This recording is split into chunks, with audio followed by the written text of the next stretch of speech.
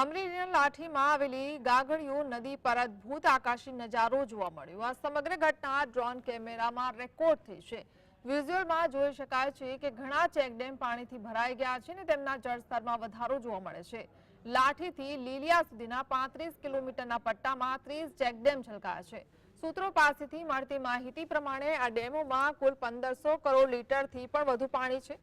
બાબરાના હરસુરપુર દેવળિયાથી લીલિયાના બોડિયા ગામ સુધી 30 ચેકડેમો બનાવાયા છે।